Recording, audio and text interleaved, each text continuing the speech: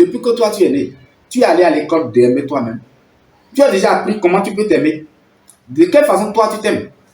Et quand toi tu te mets en colère, par exemple si je prends le domaine de la colère, toi tu te dis que on ne peut pas vivre sans la colère. Hein? La colère est née, l'homme est né, l'homme doit se fâcher. Mais pourtant on dit, aime ton prochain comme toi-même. Mais toi tu n'as pas la force de dominer la colère. Maintenant moi la grande conscience, je vais mettre la colère à côté et je vais te poser une question. Toi tu t'aimes? Quand on dit aimer ton prochain comme toi-même là, est-ce que toi tu t'aimes? D'abord, si tu aimes là, tu t'aimes là, regardez, deux questions. Les médecins ont dit que ça dit la maladie qu'on appelle diabète là, que c'est le sucre qui donne ça. Le sucre. Donc normalement un homme qui ne veut pas tomber dans les pièces de diabète là, il ne doit pas prendre de bouillie avec le sucre. Toi tu es arrivé à faire ça. Tu dis que hey, je vais boire la bouillie sans le sucre. Ah non, non, non, non, non, non, non. Quand on dit, quand on parle de sucre, toi tu tournes ça. Hein? Tu dis que bon, et moi je vais prendre, non, ils sont en train de parler de sucre blanc. Moi je vais prendre du sucre roux.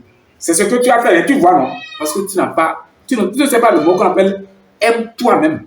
Parce qu'il faut aimer toi-même avant de penser à aimer l'autre. Donc en réalité, le mot réel n'est pas d'aimer l'autre, c'est d'aimer toi-même. Et si le jour tu t'aimes là, tu vas aimer l'autre. D'abord, l'autre n'existe pas. C'est toi qui existes. Et donc pour cela, quand tu fais quelque chose à l'autre là, tu ne fais pas à l'autre, tu fais à toi-même. Parce que Dieu qui a l'intérêt de toi, au moment où tu fais du bien, c'est Dieu qui a l'intérêt de toi qui est en train de dilater. Donc je ne fais pas du bien à l'autre à cause de lui. Je lui fais ça parce que je sais que Dieu a l'intérêt de lui. Et je lui fais ça parce que je sais qu'en faisant ça, Dieu qui est en lui et qui est en moi va me permettre de bien m'asseoir, de bien discuter, de bien traiter avec Dieu qui a l'intérêt de moi. Voilà. Donc il ne faut pas faire quelque chose à l'autre parce que tu attends le retour de lui. Quand tu fais à l'autre, le retour vient de toi. Voilà. Donc, quand toi tu dis que le mot qui est aimer ton prochain comme toi-même là, je dis, ce n'est pas fini. Les médecins ont dit que quand on prend le sel de cuisine, que ça donne la maladie qu'on appelle tension, que ça détruit le rein. Tout ce que les gens disent sur la maladie là, les interdits là, et tu sais très bien. Mais toi, tu as vu que depuis que tu entends ça, manger sans le sel de cuisine, tu te dis, moi je vais manger la sauce sans même le sel de cuisine dedans. Ah non, non, non, je ne peux pas faire ça. Comment? Ça ne serait pas doux. La nourriture serait fade. Ça ne peut pas être, ça ne va pas avoir de goût. Tu as tous ces atouts-là que tu dis. Et tu veux dire que tu aimes. Tu t'aimes, tu ne t'aimes pas. Donc, bref, quand on parle de l'amour, d'aimer ton prochain comme toi-même, par exemple, je vais vous donner un exemple. Je vais aller loin, écoutez-moi. Quand on dit aimer ton prochain comme toi-même, c'est un mot que j'entends. Les gens qui vont à l'église, ils répètent ça et disent, Dieu a dit, aimer ton prochain comme toi-même. Est-ce que vous êtes sûr que vous pouvez réaliser ce mot-là? Hein? Vous pouvez pratiquer ça.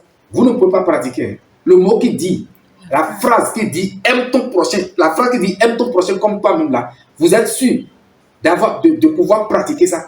Tu ne peux pas. Homme, tu ne peux pas pratiquer ça. Parce que si tu veux, écoutez-moi, je vais te donner un petit aperçu. Voilà. Si tu vas pratiquer la phrase qui dit aime ton prochain comme toi-même, un homme qui a une femme à la maison, ou que tu dis que tu as une femme là, alors, si tu veux aimer ton prochain comme toi-même, ce qui te fait plaisir et ce qui fait plaisir à la personne, tu vas faire tout pour lui permettre de se faire plaisir.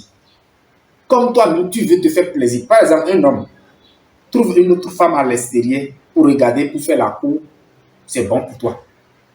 Quand tu vas, tu sors, tu parles avec une autre femme te parle, une autre femme te parle et vous discutez là, c'est une joie que ça te donne à l'intérieur. Et toi, on dit, aime ton prochain comme toi-même. Ce qui te donne la joie, te fait plaisir.